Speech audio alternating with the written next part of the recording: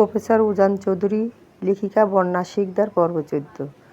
কিন্তু আমার যে আপনাকে চাই প্রফেসর সাহেব, শুধু আপনাকে চাই আমার এই জীবনে। আমি সারা জীবন আপনার ওই শক্ত বুকটার আলিঙ্গনে আবদ্ধ থেকে নিজের শেষ নিঃশ্বাসটুকু ত্যাগ করতে চাই। আপনার এই পাথুরে মনের ভালোবাসায় আমি নিজেকে রাঙাতে চাই। এই মৌ চৌধুরী নামটা শুধুমাত্র উজান চৌধুরী নামক মানুষটাকে পরিপূর্ণ করতে চাই। আমি আপনাকে ছাড়া আর কিছু বুঝি না। কথাগুলো বলতে বলতে মৌ কান্নায় ভেঙে পড়ল। সে যে এই নিষ্ঠুর মানুষটার একটুখানি ভালোবাসার জন্য বড্ড বেশি কাঙ্গাল, তাকে ঘিরেই তো সে নিজের জীবনের সবটুকু সুন্দর স্বপ্ন বুনে ফেলেছে, একটা সুখের সংসার গড়ে তুলছে। ঠিক তখনই উজান মৌয়ের খুব কাছাকাছি ঝুঁকে এলো। উজান নিজের কণ্ঠ গভীর করে অত্যন্ত কর্কশ কণ্ঠে আওড়ালো, শোনো মেয়ে, তুমি নিজের মনে মনে যেটা চাও বা যে স্বপ্ন দেখেছ তা উজান চৌধুরীর এই জীবনে কোনোদিনও পসিবল নয়। বিগত কয়েকটা দিন তোমার সাথে আমি একটু ভালো বিহেভিয়ার করেছি বা চকলেট এনে দিয়েছি, মানে এই নয় যে আমার এই শক্ত মনে তোমার জন্য কোনো গভীর ফিলিংস বা ভালোবাসা কাজ করে। এটা শুধুমাত্র আমার দায়িত্ববোধ ছিল, অন্য কিছু নয়। এই উজান চৌধুরী দেখিয়ে দেবে সে কোনো নারীর মায়া বা ভালোবাসা ছাড়াও চিরকাল একাই বেঁচে থাকতে পারে। সো নিজের এই মায়া দয়া করে অন্য কোথাও গিয়ে দেখাও। উজানের এই চরম শেষ বক্তব্যটি মৌয়ের বুকে তীরের মতো এসে বিঁধল। মৌয়ের হাত পায়ে নিমিষেই হারিয়ে গেল। বুকের ভেতরটায় এক অজানা আশঙ্কায় ধড়ফড় করে উঠল। চোখ দুটো থেকে অনবরত নোনা জল গাল বেয়ে বেরিয়ে পড়তে লাগল। সে তো নিজের মুখ ফুটে আগেই বলেছিল সে বড় অভাগী, বড্ড বেশি ভালোবাসার কাঙ্গাল সে। তবুও কেন প্রতিদিন এই একটি মানুষের দেওয়া কথার তীব্র আঘাতে তাকে এভাবে তিল তিল করে পড়তে হয়? দুনিয়ার সব কষ্ট সে মুখ বুজে সহ্য করতে পারলেও এই একটি মানুষের দেওয়া সামান্যতম অবহেলা ও যে তার সহ্য ক্ষমতার বাইরে। ভীষণ ভালোবাসে সে এই পাথুরের মানুষটাকে। তাকে ঘিরেই তো নিজের মনের গহীনে একটা পরিপূর্ণ ঘর বাঁধার রঙিন স্বপ্ন বুনেছে সে। অনন্তকাল শুধু তাকেই ভালোবেসে যেতে চায়। কিন্তু তার এই পবিত্র স্বপ্ন কি কোনোদিনও পূর্ণ হবে না? সে কি কোনোদিনও ঠাঁই পাবে না? প্রফেসর উজান চৌধুরীর হৃদয়ের মণিকঠোর উজান আর একটি সেকেন্ডও সেখানে দাঁড়াল না। নিজের নিষ্ঠুর গন্তব্যের দিকে পা বাড়িয়ে অন্ধকারের মাঝে হারিয়ে গেল। মৌ পূর্বের ন্যায় নিথর পাথরের মতো নিস্পন্দন হয়ে ওখানেই দাঁড়িয়ে রইল। কিন্তু পরক্ষণেই এক তীব্র যন্ত্রণায় তার বুকটা মোচড় দিয়ে উঠল। যন্ত্রণার তীব্র বেগ সহ্য করতে না পেরে সে ওখানে শক্ত মেঝের উপর লুটিয়ে পড়ল। বুকটা যেন ফেটে যাচ্ছে তার। অথচ মৌয়ের ওভাবে মাটিতে লুটিয়ে পড়ে যাওয়ার পরেও উজান একেবারের জন্যও পেছন ফিরে তাকাল না। কত শত রঙিন স্বপ্ন বুনেছিল মৌ, অথচ সেই স্বপ্নের প্রাসাদ আজ এক নিমিষেই ভেঙে চূর্ণ বিচূর্ণ হয়ে গেল। সে মেঝেতে বসেই চাতক পাখির মতো তৃষ্ণার্ত চোখে উজানের চলে যাওয়ার পথের দিকে তাকিয়ে রইল। ভালোবাসার দহন বুঝি এমনই ভয়ানক হয়? সে আজ বুঝতে পারছে।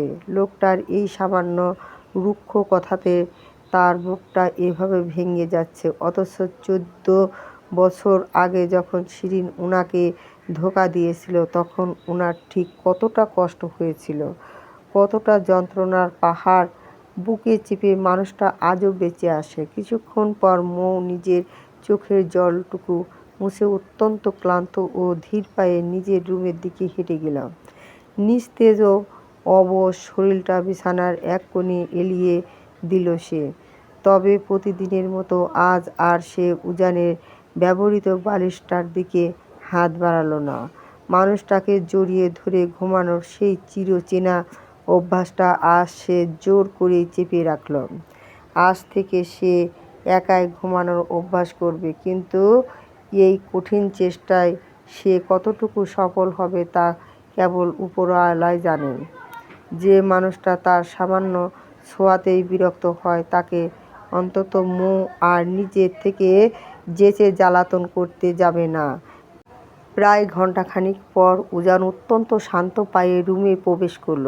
ভেতরে ঢোকা মাত্রই এক অদ্ভুত ও থমথমে শূন্যতা এসে গ্রাস করল তাকে। প্রতিদিন রুমে ঢুকলেই যে মেয়েটা প্রজাপতির মতো ডানা মেলে তার চারপাশটা মুখরিত করে রাখত, আজ সে বড্ড নিশ্চুপ। উজানকে একটু হার্ট করার জন্যই হয়তো আজ মৌ রুমের সব মেইন লাইট অফ করে রেখেছে। কেবল একটা ছোট্ট ডিম লাইট জ্বালানো। সেই ডিম লাইটের লাল, নীল আর সবুজ আলোর মিশ্রণে পুরো রুমটায় এক মায়াবী আলো আঁধারিতে আলোকিত হয়ে আছে। উজান ধীর পায়ে বিছানার দিকে এগিয়ে গেল। মৌয়ের একদম পাশে বসে তার শান্ত ঘুমন্ত মুখখানির দিকে তাকিয়ে আনমনে ফিসফিসিয়ে বলে উঠল, I am really sorry Mrs Chowdhury, আপনাকে আমি হার্ট করতে চাই না। তবে আমাকে নিয়ে আপনার ঘর বাঁধার স্বপ্নও যে আমি পূরণ করতে পারব। সারা জীবন আমি আপনাকে আগলে রাখব, কথা দিলাম। তবে ভালোবাসতে পারব না। উজান খেয়াল করল অতিরিক্ত কান্নার ফলে মৌয়ের চোখ মুখ একদম ফুলে লাল হয়ে আছে। এমনকি সেই পায়েও তার বড্ড মায়া হলো। সে ড্রয়ার থেকে একটা পেইন কিলার স্প্রে এনে মৌয়ের সেই ব্যথাপ্রাপ্ত পায়ে আলতো করে স্প্রে করে দিল এবং নিজের দু হাত দিয়ে পরম যত্নে মালিশ করে দিতে লাগল। সে নিজের এই ছন্নছাড়া ও অভিশপ্ত জীবনে কোনো নারীকে জড়াবে না বলেই তো দীর্ঘ এতগুলো বছর নিজের মাতৃভূমিতে পা রাখেনি। কোনোদিন কোনো নারীকে আপন করতে পারবে না বলেই সে বিয়ের মতো পবিত্র শব্দটাকেও সারা জীবন এড়িয়ে চলেছে। অথচ আজ পরিবারের নেওয়া একটা ভুলের কারণেই এই নিষ্পাপ পুচকে মেয়েটাকে তার পাশে এসে কতই না কষ্ট পেতে হচ্ছে। উজান মালিশ শেষ করে মৌয়ের মুখের দিকে তাকানোর জন্য যেই না একটু কাছে এগিয়ে গেল, আর ঠিক তখনই ঘুমের ঘরের সাজারাও নিজের পা চালিয়ে উজানের বুক বারবার এক মস্ত বড় লাথি বসিয়ে দিল মৌ। উজান সামলাতে না পেরে একদম ছিটকে বেড থেকে নিচে মেঝেতে ধপাস করে পড়ে গেল। মেঝেতে পড়ে গিয়ে কিন্তু উজান একটুও রাগ করল না, বরং নিজের বুকের উপর হাত রেখে আনমনে হেসে উঠল। এটা তো তার এই পিচ্চি বিড়াল বাচ্চার রোজকারের কাণ্ড। ঘুমের ঘরে প্রতিদিন রাতে তাকে বউয়ের হাতের চড় আর পায়ের লাথি খেতেই হয়। তবে কপাল ভালো যে আজ পর্যন্ত সে বিছানা থেকে নিচে পড়ে যায়নি। আজও প্রথম রেকর্ড হলো। অথচ এই অবুঝ মেয়েটাই নিজে জানে না সে গভীর ঘুমের ঘোরে তার এই গম্ভীর প্রফেসর বরটাকে কতটা ভালোবাসা আর অত্যাচারে জ্বালা করে রাখে। অবশ্যই এতে উজান বিন্দুমাত্র বিরক্ত হয় না, বরং এক অদ্ভুত সূক্ষ্মানুভূতি তার ভেতর কাজ করে। উজান মেঝে থেকে ধীরে ধীরে উঠে দাঁড়াল। তারপর আবারও বিছানায় এগিয়ে গিয়ে অত্যন্ত সাবধানে মৌয়ের নরম কোমরটা নিজের শক্ত দু হাতে আঁকড়ে ধরল এবং এক হাঁচকা টানে তাকে নিজের চওড়া বুকের মাঝে জড়িয়ে নিল। উজানের সেই পরিচিত ও উষ্ণ ছোঁয়া পাওয়া মাত্রই মৌ ঘুমের ঘোরেই এক তৃপ্তির নিঃশ্বাস ফেলে কোনো এক অবুঝ পাখির বাচ্চার মতো উজানের বুকের ভেতর নিজের পরম সুখ খুঁজে নিয়ে শান্ত হয়ে গেল। পরের দিন সকাল। উজান নিজের কালো বইটা নিয়ে যেই না ভার্সিটি মেইন গেট দিয়ে ভেতরে ঢুকল, অমনি ক্যাম্পাসের সাধারণ স্টুডেন্ট থেকে শুরু করে লেডি টিচাররা পর্যন্ত সবাই হাঁ করে তার দিকে তাকিয়ে রইল। করিডোরের এক কোণে দাঁড়িয়ে আড়াল থেকে উজানের এই রাজকীয় এন্ট্রি আর মেয়েদের ওই হাঁ করে তাকিয়ে থাকা পাহারা দিচ্ছিল মুখে। সে কাল রাতে বলেছিল বটে যে উজানকে আর বিরক্ত করবে না, কিন্তু এই পাগল মানুষটাকে চোখের আড়াল করে রাখা কি তার পক্ষে সম্ভব? সকালবেলা ঘুম থেকে ওঠার পরই সে উজানকে ইচ্ছেমতো জ্বালিয়ে এসেছে, আর এখন আবার এখানে চোরের মতো লুকিয়ে পাহারা দিচ্ছে। মোয়ের মতে বাইরের এই ডাইনি মেয়েগুলোর অনেকগুলো চোখ তার হ্যান্ডসাম বরের উপর লোলুপ দৃষ্টিতে তাকিয়ে আছে, কিন্তু এই মিসেস উজান চৌধুরী বেঁচে থাকতে ওসব অন্য মেয়েদের ডাল গলাতে ও কিছুতেই দেবে না। উজান বাইকটা পার্কিংয়ে রেখে নিজের পার্সোনাল ক্যাবিনের দিকে যেই না পা বাড়াবে, ঠিক তখনই ঝড়ের গতিতে এসে তার সামনে পথ আগলে দাঁড়ালো শিরিনও আসলেই এই একই কলেজের নতুন জয়েন করা ম্যাম। অবশ্যই এই সুনামধন্য কলেজে তার জয়েন করার একমাত্র প্রধান কারণই হলো উজান চৌধুরী। উজানকে যে কোনো মূল্য নিজের জীবনে ফিরিয়ে পাওয়ার এক নতুন কুৎসিত উপায় এটি। শিরিন আজ একটা জমকালো লাল রঙের শাড়ি পরে চড়া মেকআপ নিয়ে একদম সেজেগুজে উজানের সামনে এসে দাঁড়ালো। উজান ধীর পায়ে হেঁটে আসছিল, কিন্তু শিরিনকে সামনে দেখা মাত্রই সে তার দিকে এক পলক না তাকিয়ে সোজা তাকে পাশ কাটিয়ে চলে গেল। পুরো করিডোরে বেশ কয়েকজন স্টুডেন্ট আর স্টাফ তাদের দিকে তাকিয়ে ছিল, ফলে সবার সামনে এমন উপেক্ষার চরম অপমান বোধ করল শিরিন। সে রাগে, ক্ষোভে আর দুঃখে আবারও তড়িৎ গতিতে উজানের পিছু নিল এবং সোজা তার পার্সোনাল ক্যাবিনে গিয়ে পৌঁছালেন। উজান নিজের ক্যাবিনে ঢুকে সবেমাত্র চেয়ারে হেলান দিয়ে বসেছিল, ঠিক তখনই অনুমতি ছাড়া ধড়ফড় করে রুমে আগমন ঘটল শিরিনের। তাকে ভেতরে ঢুকতে দেখামাত্র উজানের জোড়া ভ্রু কুঁচকে কপাল চওড়া হয়ে গেল। সে নিজের চোখের সানগ্লাসটা টেবিলের উপর রেখে রাগান্বিত দৃষ্টিতে বাঘের মতন গর্জন তুলে চেঁচিয়ে উঠল, এই কালনাগিনী, তুই কার পারমিশন নিয়ে আমার পার্সোনাল ক্যাবিনে ঢুকেছিস? হ্যাঁ, তোকে কি আমি এখানে আসার কোনো রাইট দিয়েছি? Just get out! শিরিন উজানের এমন রুক্ষ ব্যবহারে বিন্দুমাত্র দমে না গিয়ে উল্টো নিজের ওড়নাটা ঠিক করে বলল, জাস্ট শাট আপ উজান। তুমি সব সময় আমার সাথে এমন মিসবিহেভ কেন করো বলো তো? আমি মানলাম 14 বছর আগে তোমাকে ছেড়ে চলে যাওয়ার জন্য তুমি বড্ড বেশি কষ্ট পেয়েছিলে, তাই বলে আজ এত বছর পরও তুমি আমার সাথে রোজ এমন থার্ড ক্লাস আচরণ করবে? উজান নিজের চেয়ার ছেড়ে বিদ্যুৎ গতিতে টেবিলের ওপাশে এসে দাঁড়িয়ে কড়া গলায় ধমকে উঠল, ইউ জাস্ট আপ! শিরিন, তোর মতোই একটা চরিত্রহীন আর খচ্চর মেয়ে চলে যাওয়ার জন্য উজান চৌধুরী নিজের লাইফে কোনোদিন 1 সেকেন্ডের জন্য কষ্ট পায়নি, মনে রাখি। শো, বেশি নাটক না করে এখনই আমার কেবিন থেকে দূর হ। Just get out from here!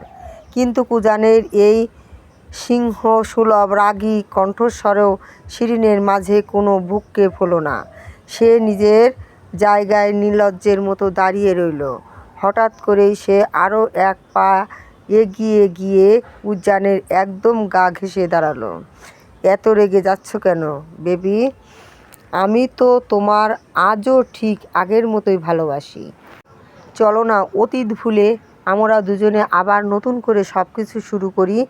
ভালোবাসি। আর নতুন করে শুরু করার এই নির্লজ্জ প্রস্তাব শোনা মাত্রই উজানের মাথায় রক দপ দপ করে উঠল। সে আর এক মুহূর্ত নিজের রাগ নিয়ন্ত্রণ করতে পারল না। বিদ্যুৎ গতিতে এগিয়ে গিয়ে নিজের এক হাত দিয়ে শিরিনের গলা শক্ত করে চেপে ধরে তাকে দেয়ালের সাথে ধরল উজান। নিজের দাঁতে দাঁত পিষে চোখ দুটো লাল করে কটমট স্বরে বলল, ওই কালনাগিনী ভালোবাসি ওয়ার্ডটা যদি তোর এই অপবিত্র মুখ দিয়ে আর একটা বারও রিসিভ করিস, তবে তোকে আমি এখানে খুন করে মাটিতে পুঁতে ফেলবো। আর তুই কি বললি, সব কিছু নতুন করে শুরু করবি? লাইক সিরিয়াসলি, তোর কি মনে হয় প্রফেসর উজান চৌধুরী তোর মতো একটা উন্নির ফেলে দেওয়া সেকেন্ড হ্যান্ড জিনিসের প্রতি বিন্দুমাত্র কোনো ইন্টারেস্ট বা রুচি আছে? উজান শিরিনের মুখের একদম কাছে নিজের মুখটা নিয়ে তীব্র উপহাসের সুরে আবারও আওড়ালো, যেখানে আমার নিজের ঘরে অলরেডি একটা লাল টুকটুকে আসমানের ডানাকাটা পরীর মতো পবিত্র বউ রাজত্ব করছে, সেখানে আমি তোর মতো একটা থার্ড ক্লাস আর সস্তা মেয়ের দিকে চোখ তুলে তাকাবো, এটা তুই তোর ওই গোবর ভরা মাথায় ভাবলি কীভাবে শুনি? শিরিন উজানের ওই লোহার মতো শক্ত হাতের খাঁচার আটকে গিয়ে দম বন্ধ হওয়ার উপক্রম হলো। সে নিজেকে ছাড়ানোর জন্য মরিয়া হয়ে ছটফট করতে লাগলো। উজান তাকে এক ঝটকায় দূরে ছুঁড়ে মারলে সে মেঝেতে পড়ে গিয়ে কোনো মতে নিজের গলা চেপে ধরে কাশতে লাগলো। হঠাৎ করেই উজানের মুখ থেকে নিজের ঘরের বউ আর আসমানের পরীর মতো কথা শোনা মাত্রই শিরিন আকাশ থেকে পড়ার মতো তীব্র চমকে সোজা হয়ে তাকালো। উজান চৌধুরী বিয়ে করেছে, অথচ সে নিজেই এই খবর জানে না। সে বড় বড় চোখ করে জিজ্ঞেস করলো, বউ মানে? তুতু, তুমি বিয়ে করেছো উজান? কবে, কখন, কাকে বিয়ে করলে তুমি? উজান নিজের ঠোঁটের কোণে এক চরম বিজয়ের হাসি ঝুলালো।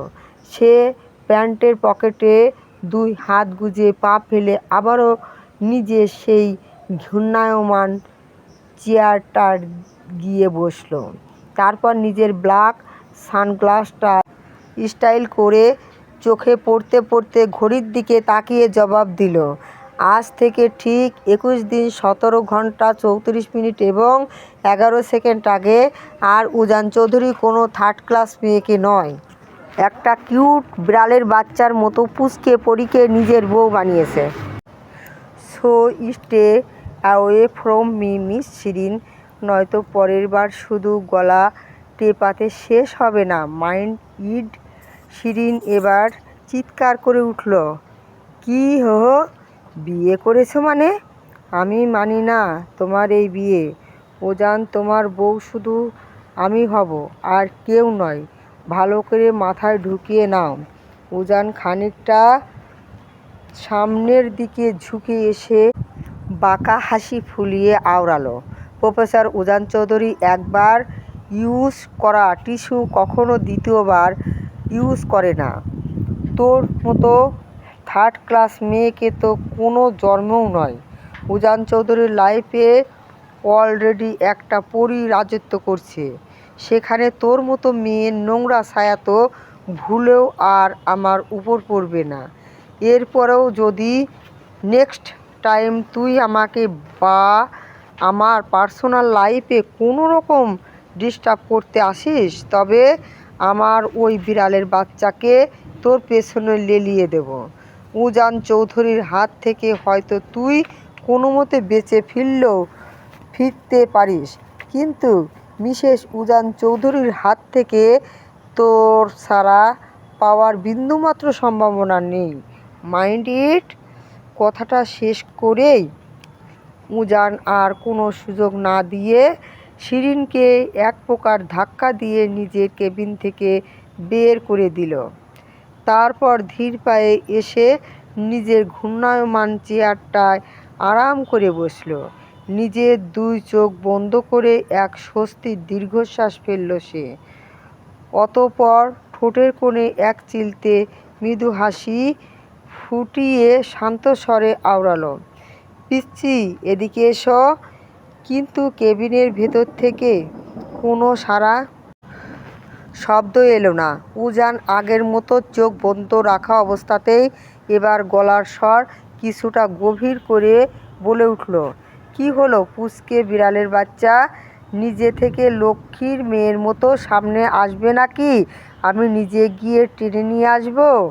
কড়া নির্দেশ শোনা মাত্রই কেবিনের এক কোণে থাকা বড় পর্দার আড়াল থেকে গুটি গুটি পায়ে ভেজা বিড়ালের মতো বের হয়ে এলো মৌ। তার ড্যাব ড্যাব করা বড় বড় চোখ দুটোতে তখন এক আকাশ বিস্ময় আর কৌতূহল। সে উজান এই ক্যাবিনে আসার অনেক আগেই এখানে এসে লুকিয়েছিল, অথচ মানুষটা চোখ বন্ধ রেখেই তাকে এক নজরে না দেখেই একদম নিখুঁতভাবে বুঝে ফেলল মৌ এখানেই আছে। উজান এবার নিজের চেয়ার ছেড়ে উঠে দাঁড়ালো। সে মৌয়ের সামনে গিয়ে এক ঝটকায় মৌকে দু হাতে উঁচু করে তার সামনে থাকা বড় টেবিলটার উপর বসিয়ে দিল। তারপর সে আবারও নিজের চেয়ারটায় গিয়ে আরাম করে বসল। মৌ তখন উজানের এক জাদুকরী কাণ্ডের দিকে পুরো হাঁ করে অবাক দৃষ্টিতে তাকিয়ে আছে দেখে উজান শব্দহীন হাসল।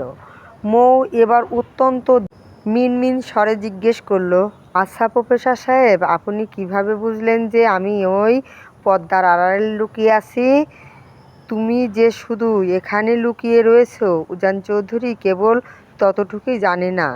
তুমি যদি আমার নজর থেকে 10 মাইল দূরেও থাকো না কেন, তবুও কোনো রকম দ্বিধা ছাড়াই উজান চৌধুরী বলে দিতে পারবে তার এই পুচকে বউটা যেখানে সেখানে বসে কি ফাজলামো করছে। মৌ এবার উজানের চোখের দিকে নিজের গভীর দৃষ্টি স্থির করল। অত্যন্ত আকুল ও নরম সুরে প্রশ্ন করল, প্রফেসর সাহেব, আপনি তো আমার একটুও ভালোবাসেন না, তাহলে কেন আমার প্রতিটা